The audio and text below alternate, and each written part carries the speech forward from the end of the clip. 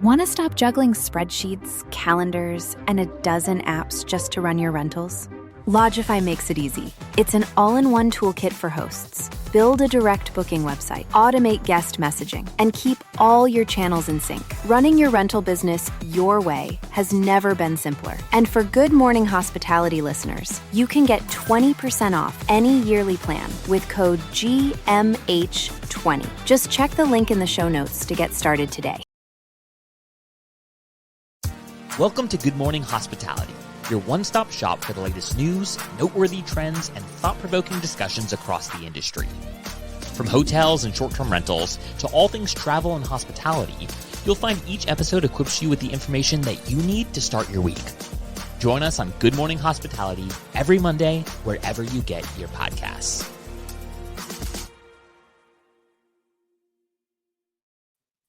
Good morning. Dang it. I Wow. win. I should have had that third cup of coffee. I know. I put 2 shots of espresso in my cappuccino this morning, so energized. Double the trouble. So I'm only like 3 sips in, so let me catch up. Amateur. Amateur. I love it. Well, happy Monday. For all the listeners, FYI, we have a big surprise, big announcement. Saturday, it was Michael Golden's birthday. So give him big happy birthday. He made it another year. He did not turn 40. Yeah, Nope, he did not turn still 40. only one gray hair somewhere over here. It's so crazy because I have so many more gray hairs than you do. So at least you're winning. You're beating me on that front. That's awesome. How about you, Will? Have a tendency to not gray for a long time. So fingers crossed. Yeah. Lucky. How about you, Will? What did you do this weekend? Oh, nothing. Just hung out in Denver with some people, had some social gatherings. Chris Osaka from Tomu was in town, so he and I got a drink with Oliver from Wheelhouse. So, just a couple industry folks. Actually kind of random, but through these kind of, little meetups while people are in town, Oliver and Eric Mason and I are actually putting a Colorado short-term rental meetup dinner together this Thursday. So shout out to any of our listeners there in Colorado. You guys can come. But yeah, that's pretty much what I did this weekend, was just chill. Lots of Being Mr. Social. Yeah, too much social. Yep. And there's Chris Osaka himself. Boom. Love it. Yeah. Right on cue, Chris. I moved this weekend and I really aggressively nested in the last place. I was there for like 4 years, and it is, man, just unpacking it. And you're like, where do these things go in the new place? There's lots of boxes, and we're having, an integration issue. There are 2 dogs and my cat, and where there's a little bit of a turf war going on in the household right now. So stay tuned. See who I love win. it. I was going to say, Yeah. There's been a lot of hissing, cute. a lot of hissing. Have you guys built a box fort yet? That's what I want to know, with all the boxes. Oh no, that was a total missed opportunity. Big We're missed just trying to get them out, Dang it. All right. Well, maybe next move. Yeah. All right. So we have some serious topics to cover today. Michael, do you want to give us the order? I think we're just gonna flow with it. All right, let's do it. You're first then. The interesting one for me was Under Canvas partnering with Hyatt. And it's interesting for a number of reasons. The outdoor space is now being kind of solidified by traditional hotels. But it's also interesting because Under Canvas signed with SLH, and SLH is distributed through Hilton. So they're kind of getting the best of both worlds. They're getting a little bit of Hyatt, a little bit of Hilton. I don't know how they square that peg. I'm sure someone's thought of that, but more to come on that story. But long story short, for me, the legitimizing of outdoor resorts and outdoor hotels has come almost faster than the legitimizing of short-term rentals. Yeah, you can see these hotels really trying to not necessarily play catch up, but trying to solidify this alternative accommodations space and kind of gobble up and add to their conglomerate any of these pieces to make sure that, if their traditional customers aren't really interested in staying in hotels any longer, that they're capturing them wherever else they're going to go. Yeah, different life cycles, different journeys. The Under Canvas, their target demo is probably somewhere in between the young couples without kids all the way to millennials with kind of elementary school aged kids. They're not the multi-generational. They're certainly not business travel. They're pure leisure travel. And so it makes sense. They add them into Hyatt, let them burn rewards points, no different than what Marriott Homes and Villas has done with vacation rentals. It's largely a place to burn loyalty points versus earn them, but it's a differentiator, and it will likely continue to happen. I think there's been a couple of brands that have made some moves, but there are a few brands that still have some moves to make. Can you imagine trying to expense one of those yes, here's my expense report and here's my $2,000 a night glamping resort. It was necessary. It was a business expense. There's no other hotels in the area. Yeah. That was the Had only to option. do it. Had to do it. It's a hot take, though. It's becoming more legitimized than potentially short-term rentals, and it's kind of true. We saw the AutoCamp deal happen with Hilton not too long ago, which was a big move. So I think I don't know. I want you guys to take maybe on that, because the unique stay landscape hotel, inventory was really popular during COVID, and this is obviously pre these, deals and partnerships and all this other stuff. But they're very popular in the short-term rental world. A lot of short-term rental operators actually even got into glamping and, kind of landscape resorts. So what's up, Eric Moeller? Yeah. So why do you think it's becoming like, yeah, why do you think it's becoming a thing more now than it was during like the peak of COVID?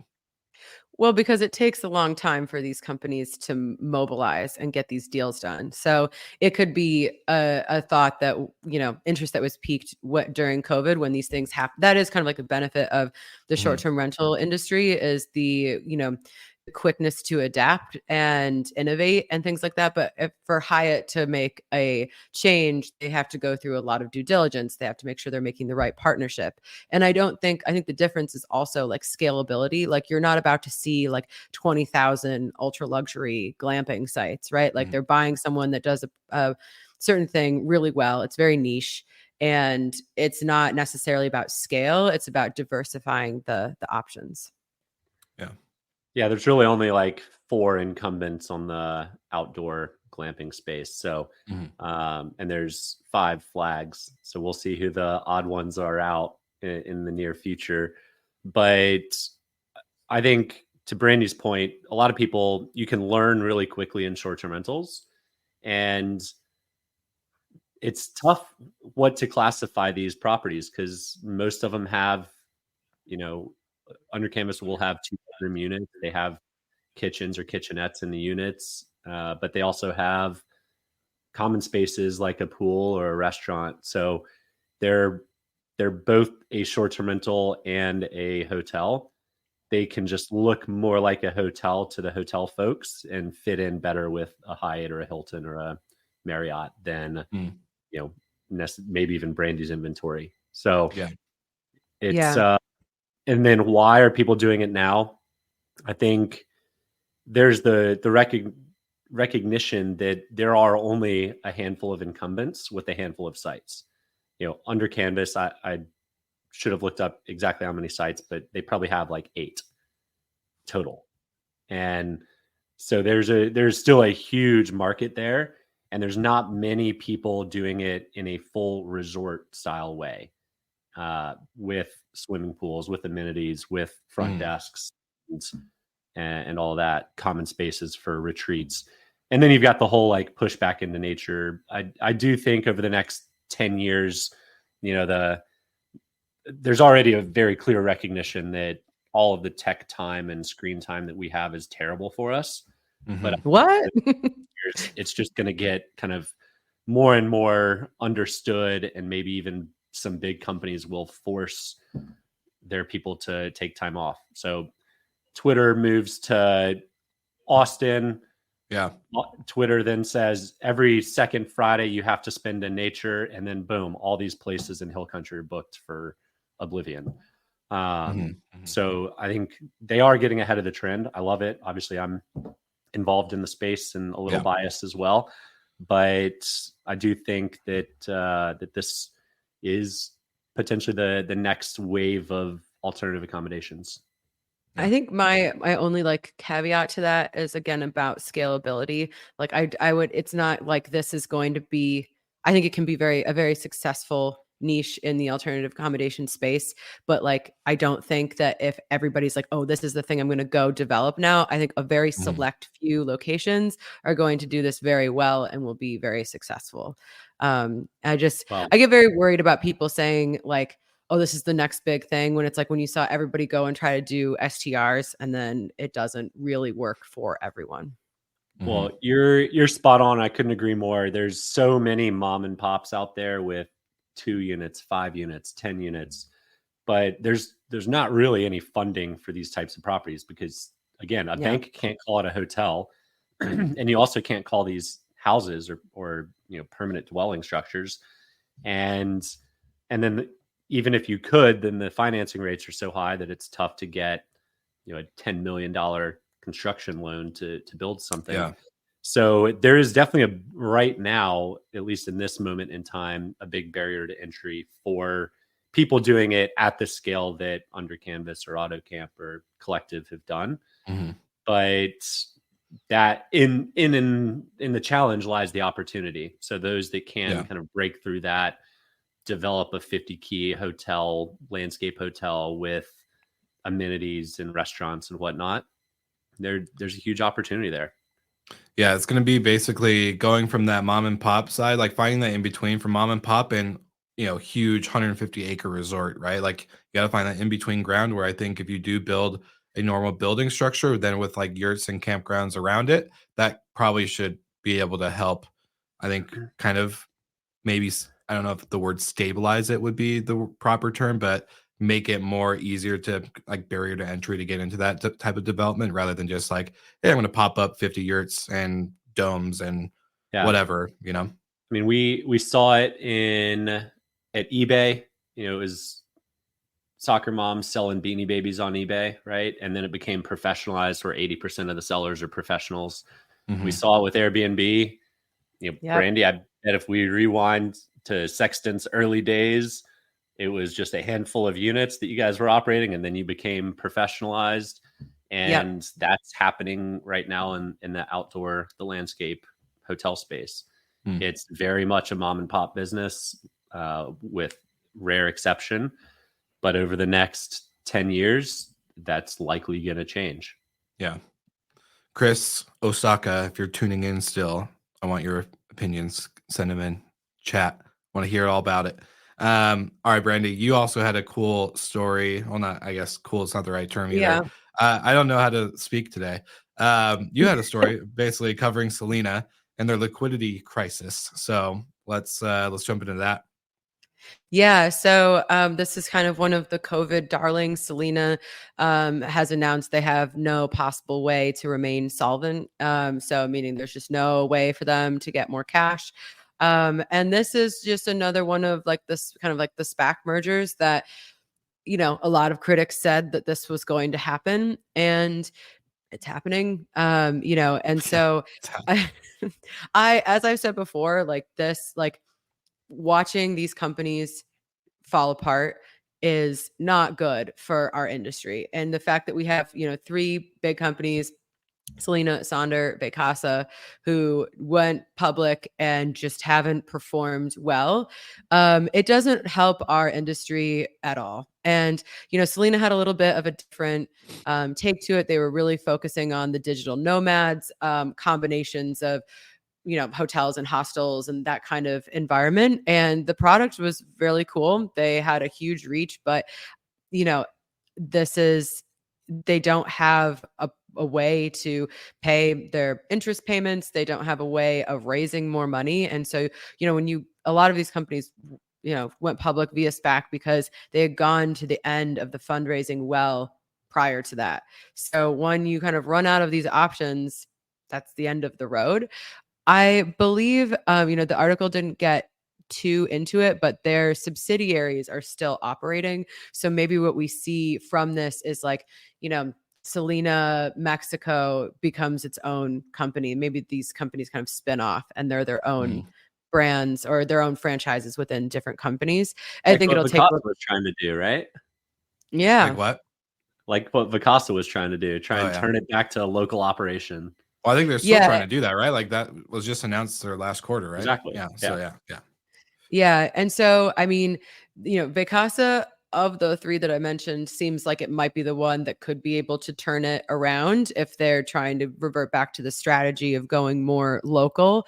I don't think that Sonder is going to be as lucky. I mean, I would be very surprised if they finish out the year. But I think by October, yeah. Bold prediction, Brandy. Does Saunders survive through the end of the year? Yes or no? I would be very surprised. I'm going to say no. When do you think their solvency will hit? October, maybe. All right, the October surprise. And I don't like that, but also I think it could be another. I don't think that we'll see the end of Sonder. I think it's going to be, a restructuring. There will be because there are parts of their portfolio that are like absolutely great properties that must be doing, having some good cash contribution margin and could be good operated on a smaller scale. And I think that, I mean, if we kind of take a step back, I think that's probably the problem with a lot of of the VC-backed companies that we've seen over the last couple of years, where there's this push for super high growth and it's growth at all costs. And this was not just in our industry, but, across kind of like the VC landscape. It was like, worry about profitability later. And unfortunately, that's just coming to a head now. Like there's no more cash and profitability is necessary to maintain the business. Yeah. Well, I'm curious too, because Sonder, could pull a Lyric, right? Where Lyric went out of business and actually someone has purchased the name, the rights, right? They have the brand and now they can do with it what they want. And so maybe Sonder can spin that off. I would think the Selina version of like, kind of turning into its own franchise by destination would be the successful route for them. But yeah, Sonder, I feel like it's a little bit of a different story. Yeah, so obviously we'll have to see. Again, it doesn't help companies like us, like Romy, when all of the when we go to fundraise, that is like if we're trying to get new owners, it's like, okay, well, how are you different from these companies that are publicly imploding? But I just the article mentions that when the financial historians look back on kind of the 21-22 era of all these SPAC mergers, that a lot of them have failed, and it's because they weren't financially viable to go public. And I think most people kind of predicted that. Yeah, the last inch efforts, they're starting to crash and burn. Yeah. So it's interesting. Yeah. So I would say that my prediction for Selina is that they just kind of spin off, or maybe they rebrand, but those like legal entities in the different countries where the properties are doing well, I think that they will probably become their own companies. And we've talked about this a bit before, but I think it's very hard to scale. And it's, so maybe having, Selena Brazil, and that's even that. I mean, they're in huge countries. So if they have, one country or, a group of countries, that might be more feasible. Yeah. Michael, I want to ask you a question around that because you're Mr. Brand himself, right? Like you've created two brands in two different niches. So I would love to kind of like, what's your thought on you read my mind. I was just thinking like, where did these guys go wrong, and why are Hilton and Marriott and Hyatt doing great? And it's because they all operate, but they don't operate everything. They franchise out their brand a lot more so than they do operate. And I think, if I was at the helm at Sonder, that's what I would try and do, is turn it into both operations and brands, but also manage properties that aren't branded for you, or or even more importantly, franchise the brand and the standards to third parties, and make revenue that isn't ops heavy and isn't headcount heavy. Really, it's like, why did Airbnb succeed and no one else in the space did? Just because Airbnb, Has no assets. the business model is the same as Expedia and Booking. And Sonder and Selina came in saying, "Oh, well, we can just do it all ourselves. Forget how successful Marriott is. We don't need them. We'll just do it our own way." Well, no, just copy other people. It's not rocket science. It's really worked for them. Just do what they're doing. Do it in your own way. Do it a little bit differently. That's great. But the business model is proven there. So why change it? Yeah, I think so. It'll be interesting. Maybe in 5-10 years, we can look back and see how Casago or Casiola, like, brands in our space that have already started to franchise, if they're the ones that are really holding out in the long run and succeeding at that kind of like brand flag name recognition, because they went that route instead of trying to manage and operate everything themselves.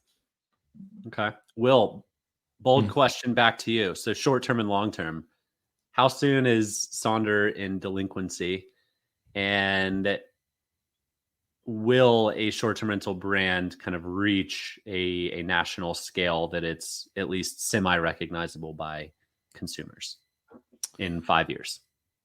I'm with Brandy on the Sonder thing. I don't think they're going to be around much longer. I've been surprised that they're still here today. So I'll go the same time frame as Brandy. I'll give them till October. And then honestly, I would love to say, like, I would love to say, I hope that it's a Casiola or a Casago or, someone that we know in the industry that creates that national brand and flag. But I don't see it.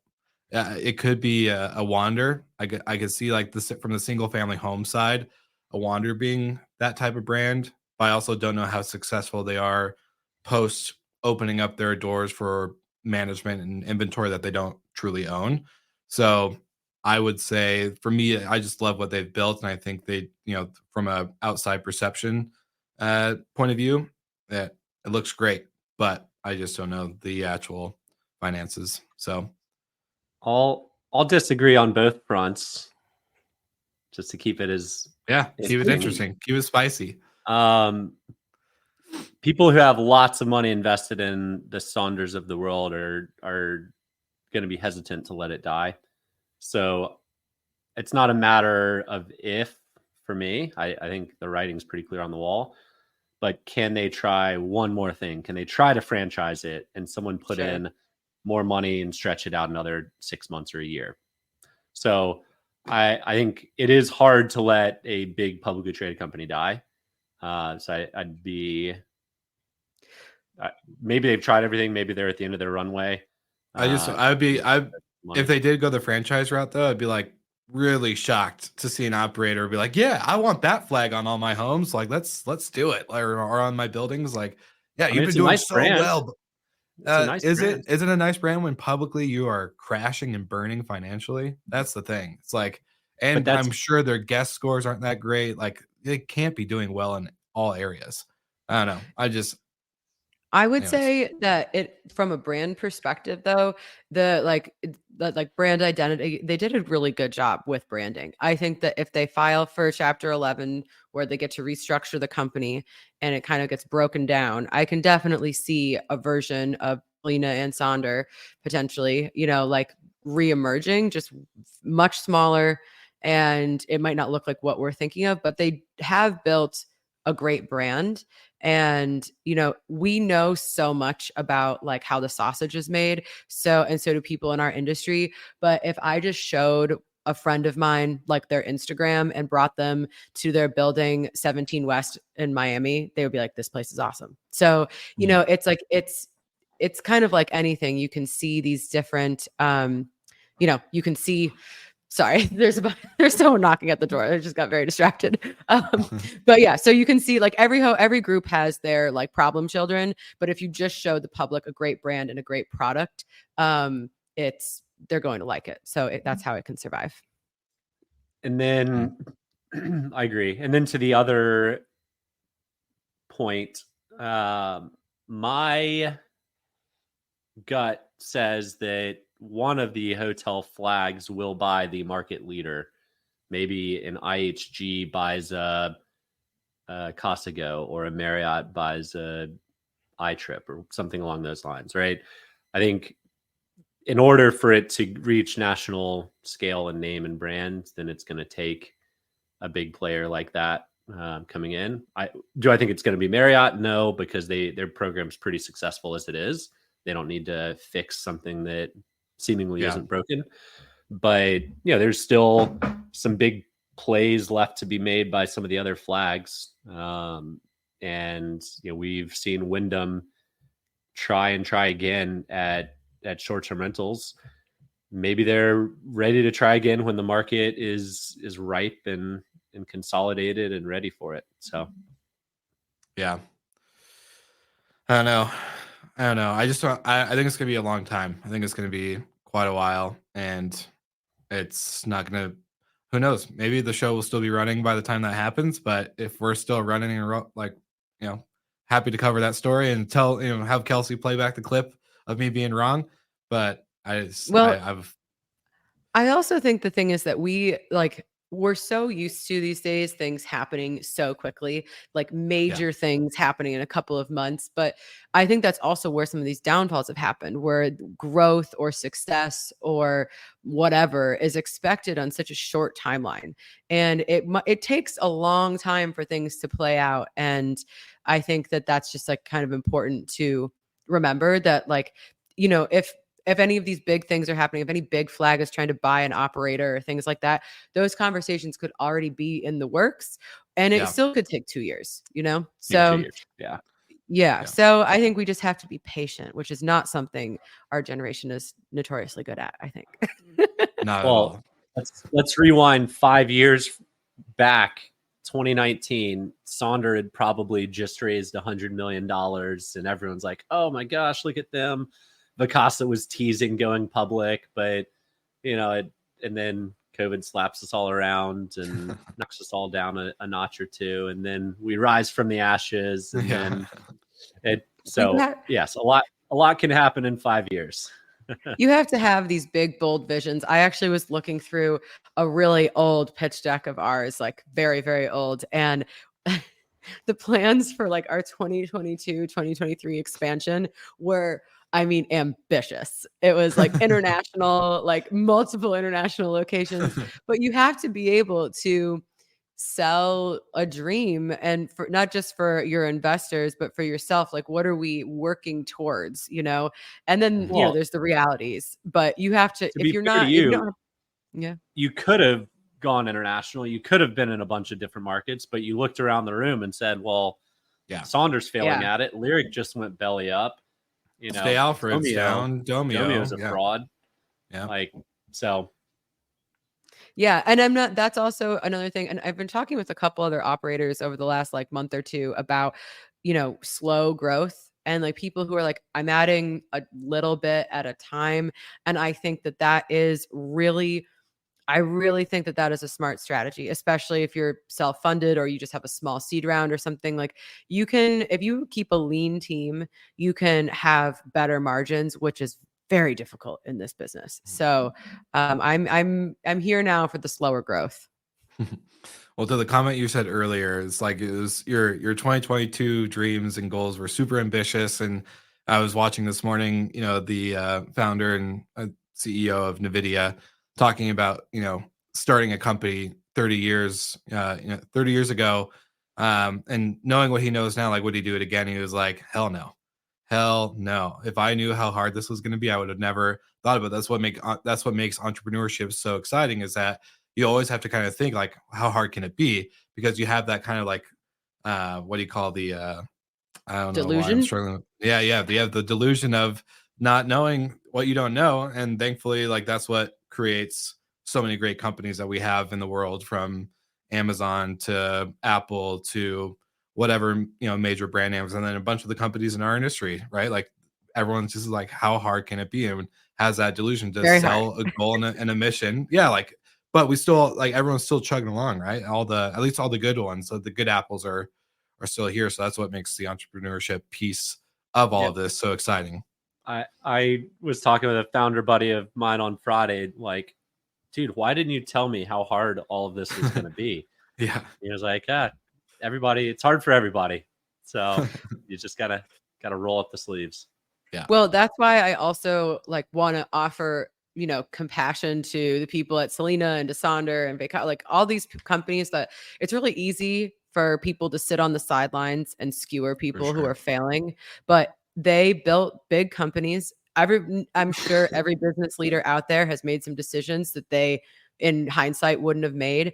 And so it is pretty brutal to watch what you've built crumble. So I like there's, it's lessons that we should all learn from them, but they built big businesses that went public one way or another and were successful for a period of time. And, for those, there's a lot of entrepreneurs and founders that listen to the show and like, you know how hard the struggle is. So it's just like, be grateful you're not failing on a kind of like public stage.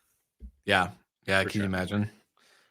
Yeah. Or just being associated with others, right? Like you're a Sonder employee who's done a good job and hit all your own metrics, but it's not similar to Vacasa. A lot of people dislike Vacasa, but there's fantastic staff of Vacasa, both locally and in the home office. 100%. So 100%. Yeah, there's some Napoleons out there, as we like to call them, that like to put a spotlight on people for no reason, even though half their inventory is ass anyways. Anyways, that's my rant of the day, and we'll move on. But we didn't get to cover our 2024 travel kind of like mid-year or a little bit post mid-year spending there's report. a reason.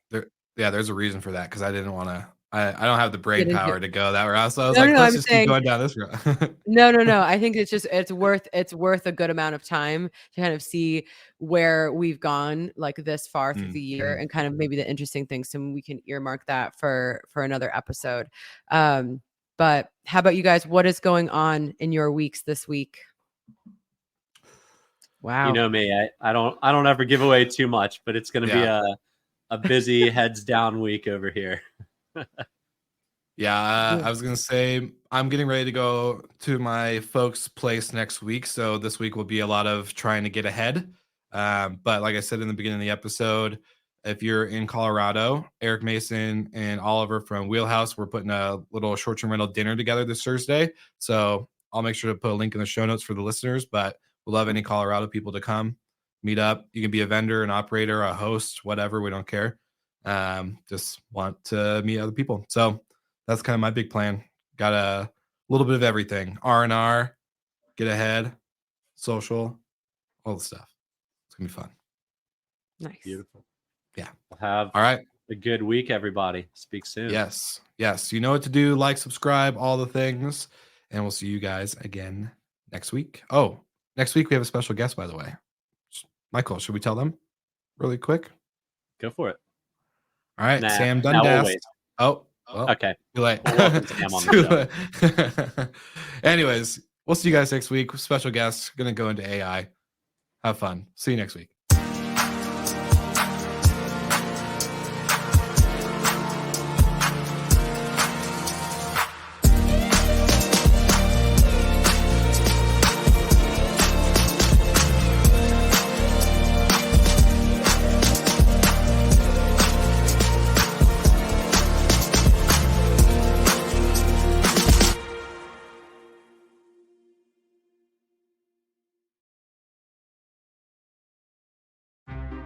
Want to stop juggling spreadsheets, calendars, and a dozen apps just to run your rentals? Lodgify makes it easy. It's an all-in-one toolkit for hosts. Build a direct booking website, automate guest messaging, and keep all your channels in sync. Running your rental business your way has never been simpler. And for Good Morning Hospitality listeners, you can get 20% off any yearly plan with code GMH20. Just check the link in the show notes to get started today.